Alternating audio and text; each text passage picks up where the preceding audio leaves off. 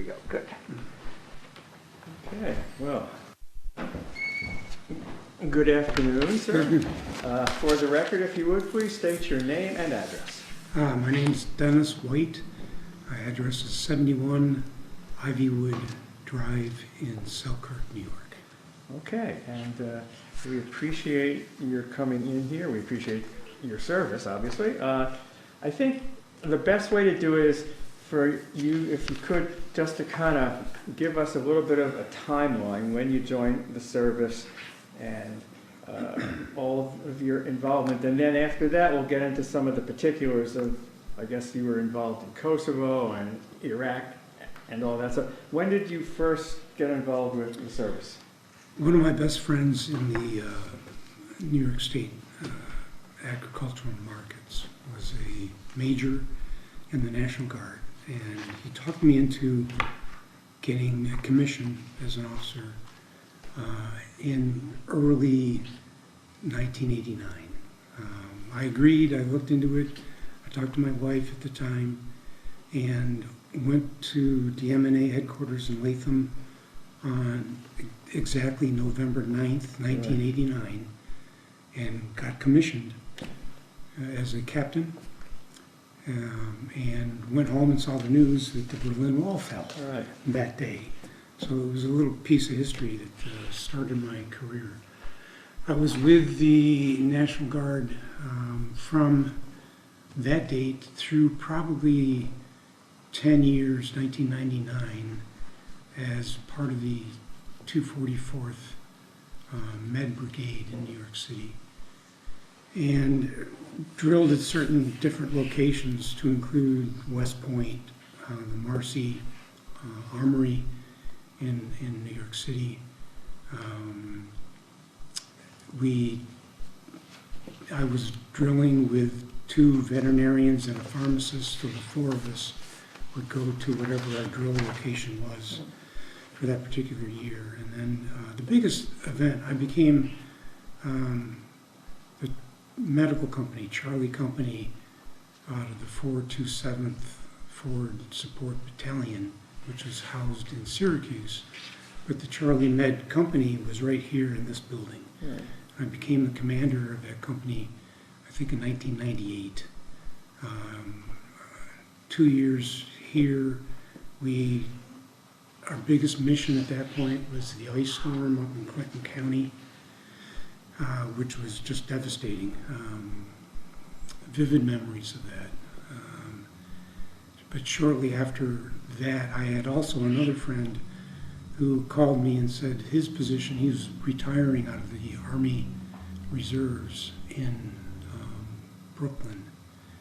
And as an entomologist, I have a civilian career. Right. Your civilian career had started in the mid-'70s, I think? Yes, I started with the State Health Department in 1976 Okay. as a medical entomologist. So I study insect-borne diseases. I've spent 45 years with the state. But it was things like Lyme disease, Rocky Mountain spotted fever, babesiosis, eastern equine encephalitis, anything that was transmitted by mosquitoes, ticks, fleas, whatever. So I was an entomologist, and there was an entomologist position with the 8th Medical Brigade in Fort Hamilton. So thinking that I could use my civilian career in that capacity, I did contact him and transferred from the National Guard to the Army Reserves in early 2000. And I was with them until I retired in 2012 with my MRD at age 60. And with them, I was a force health commander in the brigade, which means as a disease specialist and medical service corps, I was responsible for brigade units and their deployment and preparation for service overseas, anywhere where they would get exposed to things like malaria or leishmania, insect-borne diseases, and making sure they knew how to prevent exposure to those diseases. So we went to We had a 2-week mission, Horizons mission in El Salvador. It was rotating 2-week periods. Okay. And I also had 2 deployments, one to Kosovo in 2002, and shortly afterwards to Kuwait at the Arif John headquarters in 2003 through 2005. And those were the actual only deployments, but many, many memories of both locations. And then again came back. I became the commander of the 405th Combat Support Hospital in Hartford. I went back to the 8th Medical Brigade as the Chief of Staff. I then became commander of the 399th Combat Support Hospital in Fort Devens, Massachusetts. Took a part-time command of the rear echelon of the 804th Brigade when the main body was overseas. And shortly after that, I came up to my 60th birthday in my MRD, so in 2012. Okay, I'm sorry, what is the MRD is a medical maximum retirement date. You're right, okay. So when you reach age 60, unless you're a general, you need to consider retirement. Okay, so once you're a general, were you a general? Because you wrote here you were. I finished as a full colonel, Okay. but through some advice of my commander at the time, I didn't have enough time in service left to go to the War College and get 3 good years as a 07 Okay. Before my retirement date. So he said, just stay where you are as colonel, we need you where you are. Because I put in 4 commands, 2 brigades and 2 combat support hospitals, battalion level. So, Now, you said in the about 10 years you were with the National Guard here, I think you mentioned the ice storm as one of the major events. Is there anything else that you remember in particular from your period in the 90s like that? It was a great opportunity to learn what the National Guard was about, and having the staff here that was responsible, both Glens Falls and Saratoga, having our annual training at Fort Drum most often, and you know, at that point, again, I was a captain coming in, and only the history from my dad, but learning to be a soldier at that point, and a commander. Took all the courses that were required. I enjoyed command. I enjoyed working with the enlisted folks. We brought a lot of people along, but most of our opportunities were either in learning how to work as a unit at Fort Drum, working in the field, and then the real world issue of the disaster in Clinton County was eye-opening and very, very satisfying, working with the local population. I don't know how much you remember of that event. I wasn't living up here at the No, time. it's funny, I don't recall. I've been through some ice storms, so There were did a lot of weeks- trees come down and you name Weeks it? without power. Oh, yeah. People were burning their furniture Oh my in order God. to stay warm. Cattle were dying, cows were dying because they couldn't get milked. We were providing, the National Guard was providing engineers to clear the roads because of the trees and the ice. The lines were down everywhere. Yeah. Trying to clear pathways. The hospital was down. We had to take care of the patients, get them moved to a facility. We provided generators so farmers could get their milking machines operating and take care of their cattle. Providing, some of our soldiers were volunteering, going out and buying food and wood so that they could get them to families and have them. But that was probably 6 weeks of horrible, right in Clinton County, Plattsburgh, Peru area. What year was that? 1999, I believe, yeah. Late 99. Okay. Now, you refer to your father a lot. Was he in the service?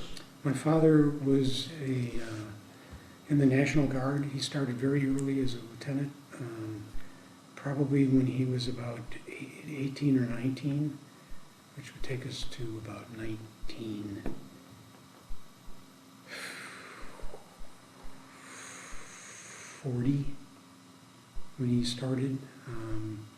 So he was born in the early 20s. He was born, yes, in 1924. My father was born 21, so it gives me an idea. Okay. So he recruited and went into the field artillery, but was eventually, I clearly didn't know him until he was in the service, until he was going on his weekend drills from Batavia to Niagara Falls. But interesting story about him too, because he was the air defense commander. Eventually, again, he was taking care of the Nike Hercules missile bases in Lockport at that time. But he then became promoted to work as the air defense commander for the state. And he was now in charge of all of the Nike Hercules missile bases around the periphery of New York State as air defense for the eventual Cold War. He told me about one of his facilities at Fort Totten in Brooklyn, Queens. I think Totten's Brooklyn. It's on the North Shore Okay. of Long Island, just before Okay. as he crossed the bridge. Yeah. Fort Totten became very important. It deactivated, but the silos and the bunkers from all of those units that are responsible for manning those missiles also happened to be perfect overwintering locations for mosquitoes. And I don't know how much you remember, in 1999, we were exposed to the very first importation of West Nile virus from the entire Western Hemisphere. The mosquitoes that people from CDC, Centers for Disease Control, and the State Health Department needed to find overwintering sites where these mosquitoes that were potential vectors or transmitters of this virus would overwinter. So the Quonset hut type bunkers that were underground and the silos that were underground are perfect overwintering sites. They stay the same temperature, the same humidity. We were vacuuming mosquitoes off of these sites in my dad's old missile silos, and found for the very first time that these overwintering mosquitoes were infected with West Nile, which meant that even though we found it that first year, they were overwintering, they were going to survive, and they were going to spread the next year. So in fact, it started in Queens, and it had moved across the entire Northeast in about 3 years, and then across the country in about 6. And it started right there. My dad said, check out, I heard his voice. Look at my bunkers. It was awesome. I had these guys from CDC with me asking me where can we find underground conduits where, water drainage, and I couldn't think of anything. But I swear to God, I heard a voice, and it was my dad saying, go to Fort Totten. And sure enough, and we have these backpack aspirators, we collect them in a little container, and thousands of mosquitoes. And we found West Nile virus the very first winter that it arrived. And it has since, spread across the country. It unfortunately has killed hundreds, if not thousands of people since then, but it started in New York City. We don't know how they got there. We don't know how they were transported to the New England, New York City area, whether it was air transport, whether it was intentional, whether it was accidental, we still don't know. But many hundreds of scientific publications have come from that particular event. That is quite the So family it was connection. a mechanism through which I was able to combine my civilian history with my military history as well. And I had a great career. I wish the MRD didn't exist, because I could have given another 5 years. I enjoyed it that much. So I have one other question. Mm-hmm. You were involved with insects that were capable of carrying disease for humans. Correct. What about the insects that were carrying disease for crops? That's a different whole field of entomology, agricultural entomology. And when I was in graduate school, I got a master's degree at Rutgers at that time and a PhD at Syracuse. And agricultural entomology bored me to tears. I didn't really care about gypsy moths and corn pests and wheat pests. Did you ever hear of capra beetles? Capra? I have not. Okay, this is just an interesting aside. We used to import burlap in bales from India. Okay, and India is the home of the capra beetle. And once they get into a field, they're voracious. They will eat wheat. So everything that would come in would be fumigated. Got it. So one day, an inspector shows up and he's got this little thing. He opens it up and all of a sudden, all these insects, it was some kind of a sexual, whatever it was, okay? Yes. They come in and they say, because I knew about this, what they would do if they found it in your plant, they would have to enclose the whole plant, shut down the business, and fumigate the whole thing. So for 2 weeks, I was waiting, and then they finally came back and said, no, you're fine. But I remember that, the capra beetle. So but that's interesting, so that's a totally different thing. But it would have been the same mechanism. We were concerned about trying to contain or isolate where these mosquitoes could be so that we could, in fact, try to control them.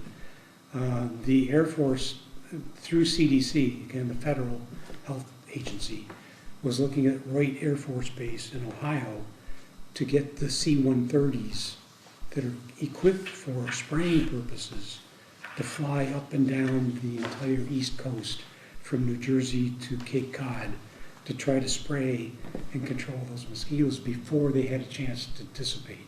But because everything was underground during the winter, there was no way, once they emerged in the spring, it was like a Pandora's box. There was no way to control them.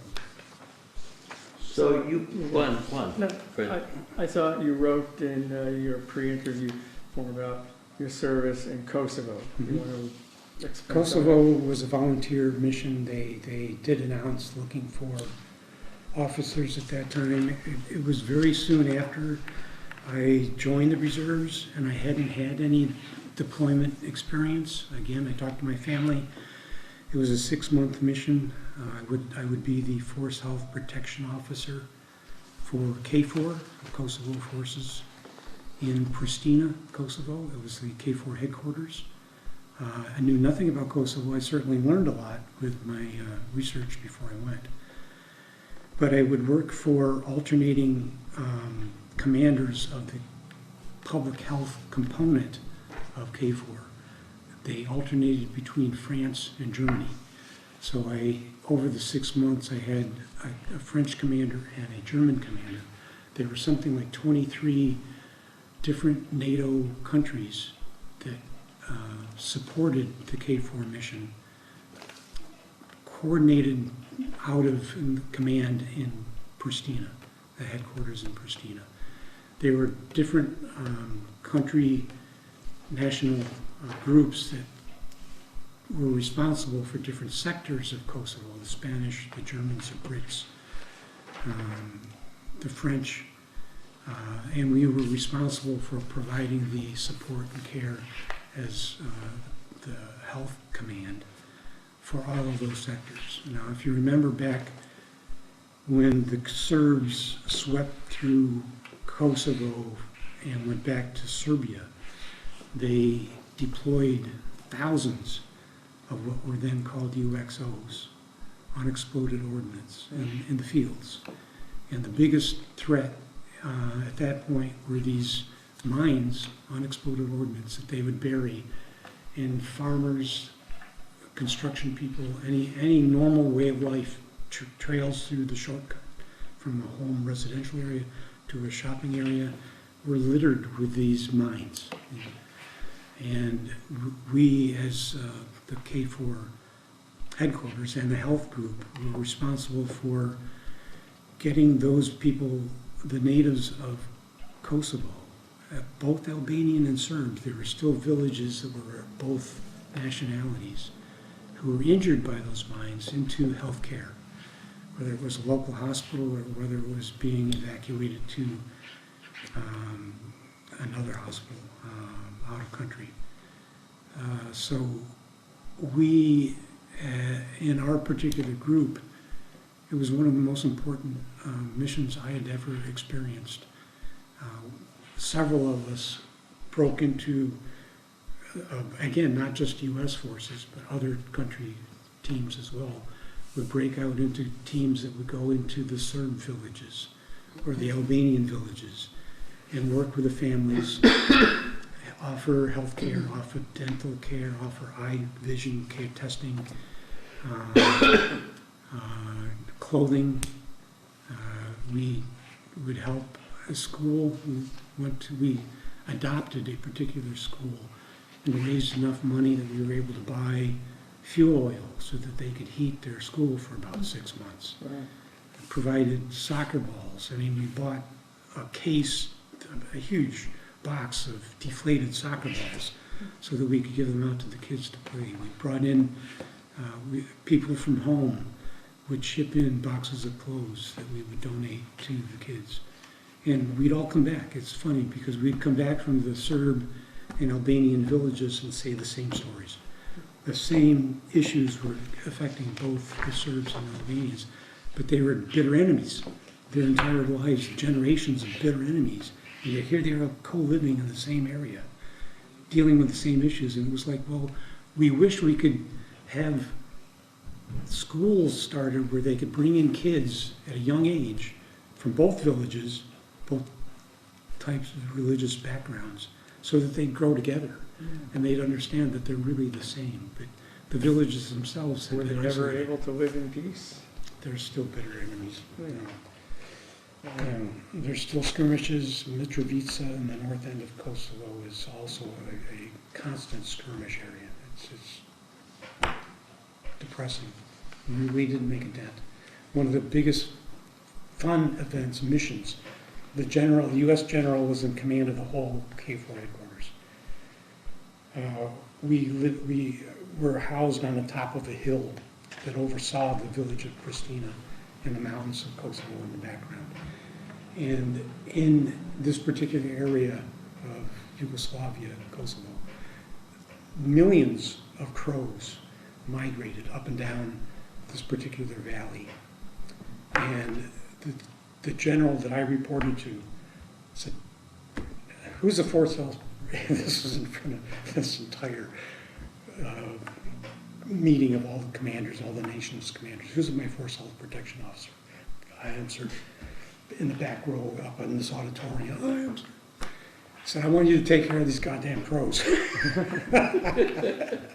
So he said, I'm going to get a shotgun and I'm going to shoot. No, sir, wait a minute. So we talked afterwards and said, you start shooting, sir. These countrymen in Pristina and these little villages are going to hear you shooting. And they're going to think something's going on. Yeah. So we had to find a way to dissuade these crows from roosting on this hilltop because it was the highest elevation of trees. Millions of crows would be out here making this incredible racket, defecating all over our buildings, our sidewalks, our vehicles.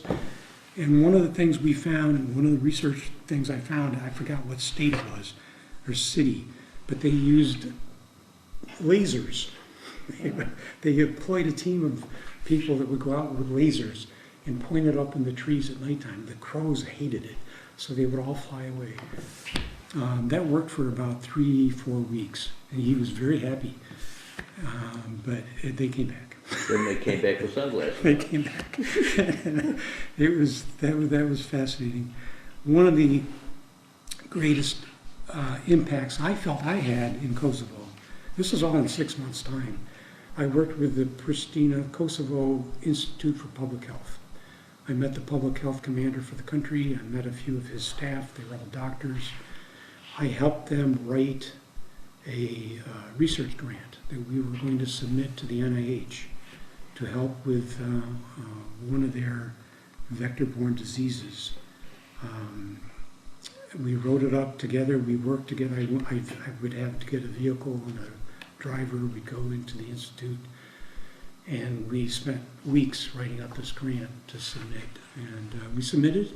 It was not funded, but they were forever, ever grateful that the U.S. Would take the time to try to bring this virus under some control.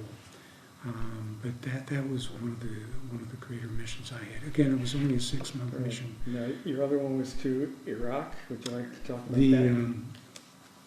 I was in Kosovo from October of '02 to April of '03.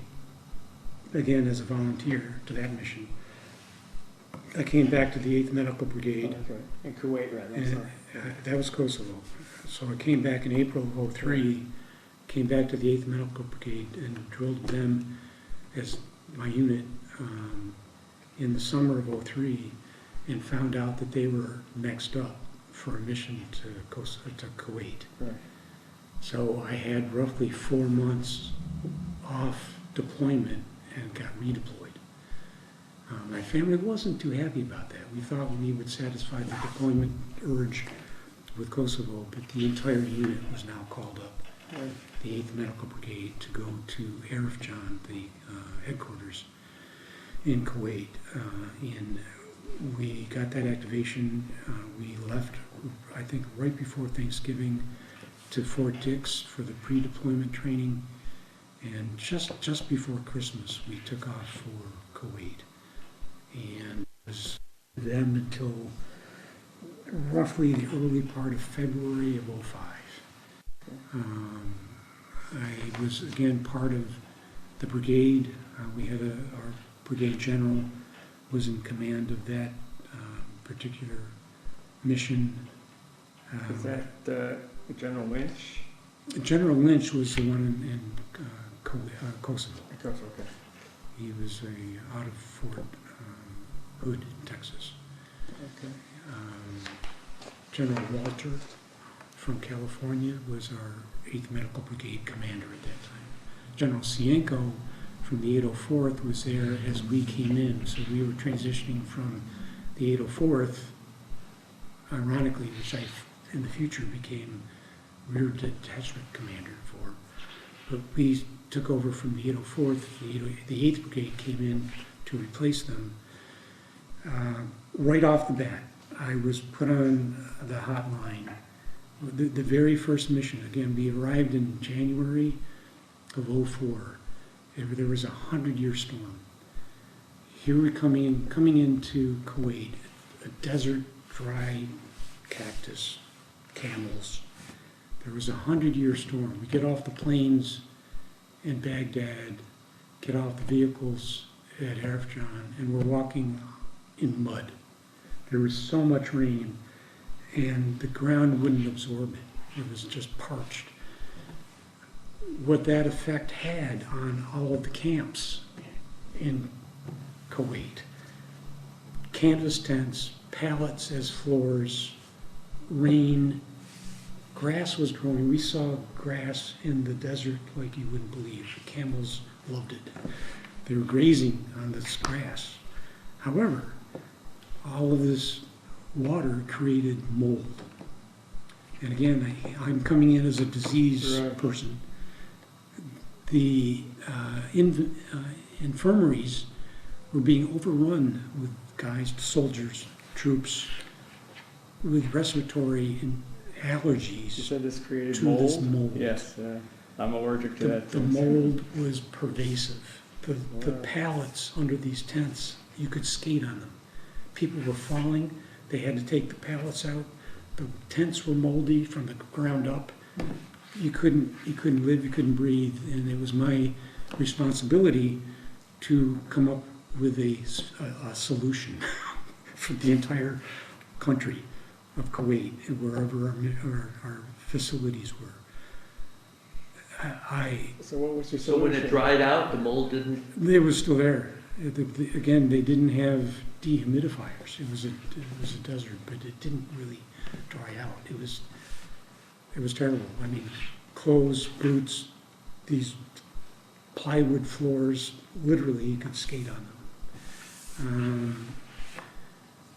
my solution, working with the civilian contractors at the time and getting permission all the way through, briefing scores of commanders, was to remove all of those canvas tents and all of the flooring and bring in the modular tents. They're a different material, more vinyl, plastic material, but they were new. They weren't exposed to the mold. Put the new flooring down, and everything had to get replaced. I mean, I can't imagine the price that had to cost. And again, I had to brief every day on the progress of that mission for probably 6 months out of a 14-month mission. And then it was the crows, and then it was Crows and mold. You know, gotcha. here I am sitting and I had no conception of what a force health protection commander. I taught 2 courses in Kuwait, in Kosovo, I'm sorry. I was able to teach 2 college courses to troops that were able to take biology and the chemistry course. I was able to work with the health staff at the hospitals around Kuwait, and again, leishmania was a big issue, the sandfly fever, using permethrin on the uniforms, making sure troops had 4 uniforms in their supply that were all treated with permethrin so that the sandflies wouldn't bite them. No matter where they were, this permethrin would soak through the material and protect them for, I think it was good for 10 or 12 launderings.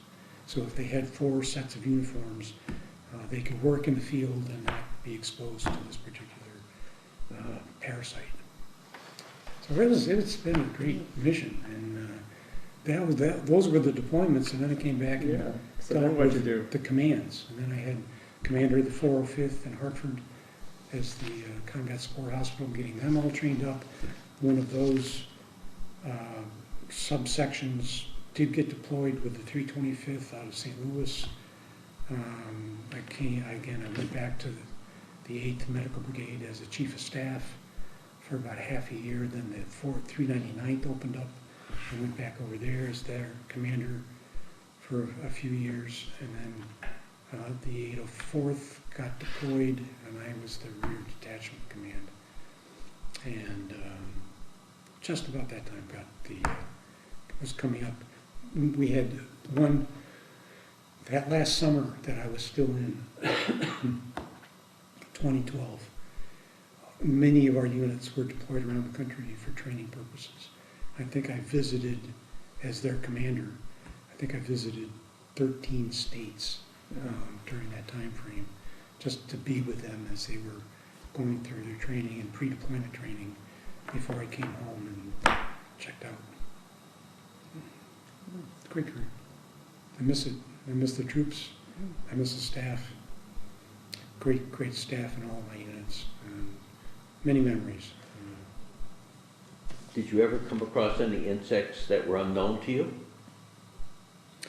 It's in my military career, no. Because I had been a civilian medical entomologist for decades. Identifying an insect wasn't much of an issue. Identifying the pathogen that they carried was more of a challenge. And it's an interesting question because over the time frame that I was with the State Health Department, I was involved with the discovery of many diseases that we didn't know existed in the mid-70s. In fact, a lot of the doctors in Long Island and New York City thought that they were calling these cases atypical measles, when in fact it was Rocky Mountain spotted fever, but they didn't know ticks were transmitting this rickettsial pathogen to people, causing Rocky Mountain spotted fever. It looked like measles, but from that we discovered a different tick. We saw these Rocky Mountain spotted fever ticks all over Long Island. But then we were starting to find these other red and black ticks that were never seen before. And working with some people in Connecticut at the same time, we discovered the deer tick. The deer tick was transmitting a malaria-like pathogen called babesiosis. The pathogen was babesia, but it was causing a disease much like malaria that would lyse the red blood cells and could kill you. We found those ticks, which then we found these funny-looking critters inside the tick as well that were, we sent those ticks to a guy named Willie Bergdorfer, who was a friend of ours out in Montana. He looked at them. He came from Switzerland years ago, was working with the National Institute for Allergy and Infectious Diseases in Montana. He looked at the ticks that we collected in Long Island, said these are spirochetes, and they look very much like the disease that was causing sheep illness in Europe, and that was actually what the pathogen is for Lyme disease. If you think about it, the pathogen is called Borrelia burgdorferi because he named them, or they were named after him, after the ticks that we sent him, and he found the spirochete. That tick transmits 5 different diseases now. It's the only it's the only vector, insect or tick, that I know in the world that transmits 5 different diseases. It's the dirtiest critter that we know that bites people and animals, and that's how it acquires some of these pathogens: Lyme disease, babesia, anaplasma, Powassan virus, Ehrlichia, and there's one more that's escaping me at the moment. But it's so being part of this whole thing in 45 years and watching these different diseases pop up and affecting people, killing people, has been a real career plus. Again, it was being able to mix, again, because in the National Guard, I was an ambulance company commander, moving stuff, moving people, getting care. But once I was able to go to the reserves, I was able to use my civilian career in a different capacity, and it was kind of a supplemental, synergistic process of combining the two. So it sounds like you would say that it was an extremely positive experience. Absolutely. I miss it terribly. Yeah. You do miss it. Oh, just this, I sat right there when this was, I had my desk right in front of the fireplace. And it was, again, working with the people here, and I've learned since who some of my staff members moved up in the world of the National Guard and did well. So building that rapport and building the training opportunities and watching your people grow and become their own, it was fantastic. So could you consult these days? I considered it. I'm 72. Yeah, so? I've considered it, and I mentioned to Fred downstairs, I wish I lived closer, because I would love to be here in some capacity. I don't know how, again, both in the civilian career, my books are antiques. I would have to learn, again, a lot of new testing procedures. I would have to catch up on a decade worth of literature, scientific, laboratory, field collecting, identification, and again, it would take me so long, and there are people out there already that I think that are doing that now. If there was a niche that I knew I could fill that others haven't, I'd probably do that. In fact, just about a month ago, I reached out to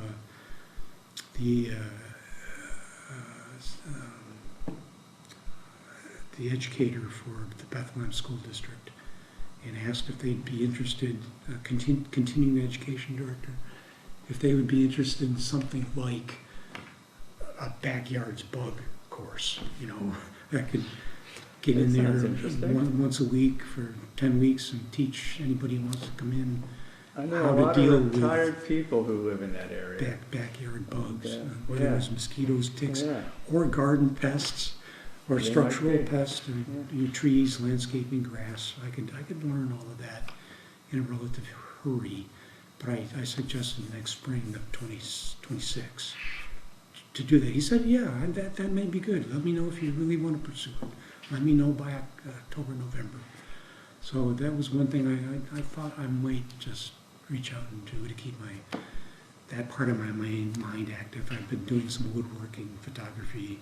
What do you do with companies that, you know, identify mold, all this type of stuff? Sure. That you would think would come across bugs sometimes, they have no idea what they are. Cornell Cooperative Extension offers that kind of service. Oh, okay. So usually I direct people over there, so if they come up with a thing that, whatever it is, especially garden pests, there's an office over in Voorheesville that I said, just give them a call and they can help you. They'll tell Yeah, you what no, it is. you're right, that's, yeah. What it is and how Yeah, to take care Cornell of it. Cooperative, yeah. Yeah. Let me just ask you, for the photos here, in case I use them in the newsletter. This photo was when you retired from the reserve? That was my retirement dinner. 2012? And yes, at the 8th Medical Brigade. That was my retirement dinner with my wife Jennifer. Okay, and this, and I guess, was this the same time as Yes, you were? that was my promotion to full colonel with General Sanko. He was the guy that we took over from in Kosovo, Kuwait. Okay. But he was the 804th commander at the Do you time. remember what year that was? 6 years prior, so Okay.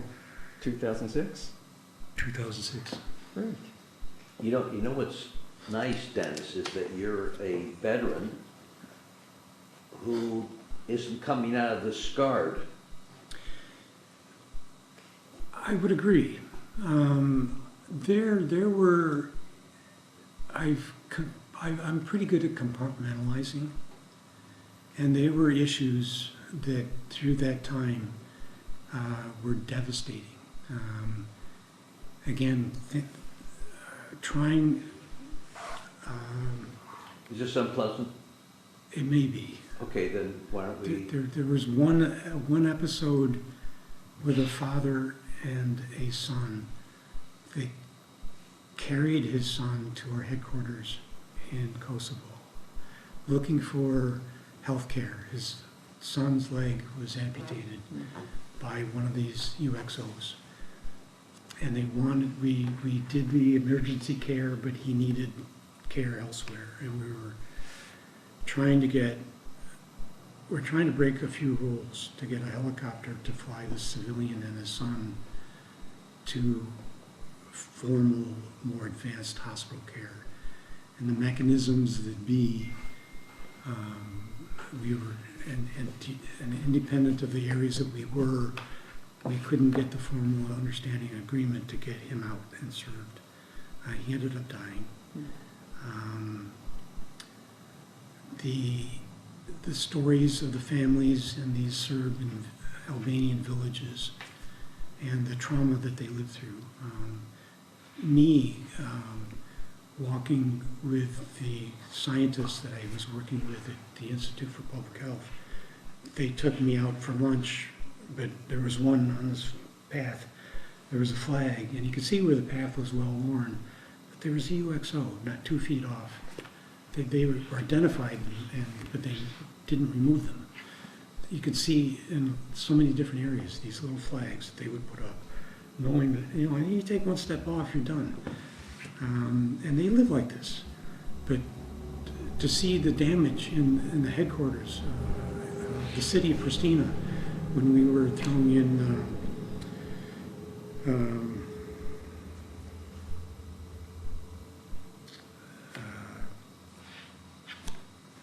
I wasn't an artillery guy. The missiles from the ships. Again, I'm going back. This is 25 years ago. yeah, right. But anyway, the damage that was done to the headquarters buildings of the Serbian leadership, and the precision that it took to get, they could modify the explosive capacity of these incoming missiles that would just blow up the building and not anything around it. The same thing was true in Baghdad. we worked, I didn't even talk about Baghdad. The hospitals, we would go in from Kuwait to Baghdad and work in Saddam Hussein's hospital and lived in facilities that were his supporting leadership. Boy, I should have done some memory scratching here. Going down MSR Irish from the airport to the hospital and weapons hot out the windows. I thought we were going to lose our lives that day. Helicopter rides and C-130 rides from Kuwait into Baghdad, taking the evasive action and landing. And you ever see a C-130 on its side spiraling down to the landing? And there were some moments. But So- I've been able to compartmentalize a lot of that. And I actually hadn't thought about that, any of that, until you asked. When you went to the It's okay. hospitals It's okay. in Baghdad, you were treating American Yes. military? Again, thinking of all of the camps that we had in Iraq and, Right. and Baghdad, any of the injuries that would happen with the troops would either come to our brigade level, our brigade level hospitals in Arifjan from the camps in Kuwait, or to the central brigade level hospital at was it 31st, I think, hospital in Baghdad. And then they would go from there up to whoever we needed to evacuate from Baghdad would go up to Germany. So yes, we stabilized people, again, combat support hospital, battalion level care at our camps, immediate transport to our brigade level hospital at Arifjan or Baghdad, and then transport to Germany, and then transport to the States. So there's the 3-4 level transportation: stabilize, move, further more advanced surgery, move them to Bethesda on the way back to the States. You know, we traveled in the Falkland Islands, and when you're going to the coast to see the penguins, you pass these fields, and they're all posted with mines. They're and you don't go off that road. You don't go They there. say every once in a while a cow will blow up or something like that. And I There's- mean, this is, They're still hot. 30 years after the war Yeah. with Great Britain. I mean, it was just with the UK. Still live, Yeah. yeah. Yeah. All right, can I get a picture of you now? Certainly, for the news certainly. order? Okay. I'm getting a haircut tomorrow. Yeah, but hey, you have hair. hair. I'm jealous It's a, Although of your hair. it's getting thin. I don't know what's Yeah, going on. yeah, okay. no, I would keep the beard until the weather changes. Yeah. I've been growing mine longer than it has been because it's just so cold. Well, it's funny. 2 weeks ago. Oh, those beards must keep you really warm. It's I mean, come on. Rather than not having any, it's funny when you get outside and walk around and the ice forms on your beard. well, that's another story. But yes. I did ask my wife about shaving this off and cutting my hair. She said, "No, you look much better now." Oh, okay, I got one more. That's amazing. Thank you. Certainly. It was very good. Well, Yeah, thank you. If, so again, much. if you think of something, or when I bring some other stuff next visit, let me know. I mean, it's in my blood. Yeah, I and do miss hopefully it. you Yeah, can- but it was a wholesome experience, needless to say, It was. colored with some lot of drab colors, but it was very wholesome for you. I mean, Thank you you, know, thank you. yeah. I'm sure when I go through my stuff, I might pop in a few other memories, but you hit the highlights. And it'll be interesting to see the materials that you bring. Like I said, I'll probably get to look at a lot of them. It'll be interesting. I didn't know, and again, I cut, because I thought I was going to take the fairly decently shaped uniforms to an Army Navy store. Yeah. I took all the patches off. Oh, the past. I cut the patches off. So they are just plain old, clean, washed, laundered What kind of uniforms. What kind of, but I had the combat what kind of patches. documents do you have from your own service? I had my own, all of the, probably all my evaluations, all the orders for deployments. I've got my awards.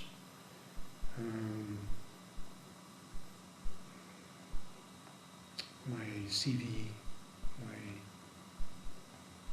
Army sketch for each of the promotions. I got an LOM to finish the career. There's a award called the Military Medical NNM, which is, it's nice. It's a little purple maroon medal that you wear over your neck.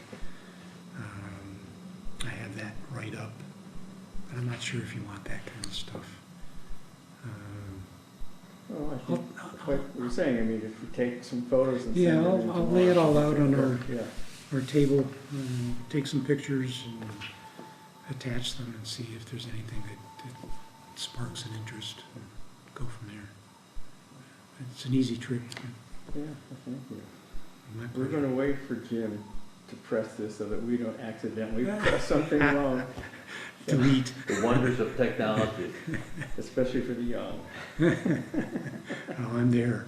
I don't touch the remote for the TV. I don't touch them.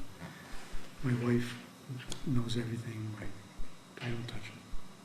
I don't know how she can go from standard broadcast channels to all Hulu, Netflix. Smart stuff, all Streaming that. No, I channels. don't. There's no way. That's where all the shows are. And we've That's got- where all the shows There's are. like 4 remotes. I mean, give me a break. You need 4 remotes to get this to watch some PBS show. That is- Okay, well, PBS, if you give them $60, you get the Passport, which has all PBS programming, all of it. That was all the Ken Burns stuff, everything. Ah, So if you give them any money, if you give them 60, we have in the past. I'm sure you I have. thought it was just part of the channel selection. No, I know, there's a lot of stuff you've missed over the years, Yeah, and they've got it all. Yeah, Yeah. you can go back and watch pretty much anything that you Yeah, had. yeah. Yeah, yeah. It's easy There's access. one that Tom Hanks hosted, I think it was National Geographic, last fall, that we didn't watch for something else. And there's another I don't one, think that was PBS, and that was though. not PBS. Yeah, Yeah, but There he's was another got a Maybe new one Hulu or starting something. on NBC on Sunday. A new one, I think, a 10-part series on that's America. coming on this Sunday? Yeah, it's all about America in terms of the natural sites. Ah, Yeah, Start Sunday? I believe so. I think they were advertising it during the SNL show the other evening. Well, you could, if you can tape them and. Yes, if you- my wife knows how to record. Yes. Before it even starts, she can set it up, record Right. everything, and then we just come back to it. So we binge watch most everything, That's rather than wait a week. the way that happens. Yeah, now, yeah, that's yeah. the way of the Again, world I now. plead complete ignorance, but Yes. she knows how to do all that. Yeah. We even I got to watch the Super Bowl a second time, which for Oh, me was very pleasing. So. So did they win through all the again? commercials. They won again, and I didn't have to watch any of the commercials. Well, some people watch it just for the commercial. Yes, exactly. Yeah, I'm the opposite. Well, thank you so much, Dennis. Fred, my pleasure. And again, good meeting you all. And Oh, no, that was good. I do hope to come back and at least donate whatever's of interest. And if not, I hope they're honest enough to tell me that we don't need it. And I wish I had left the patches on.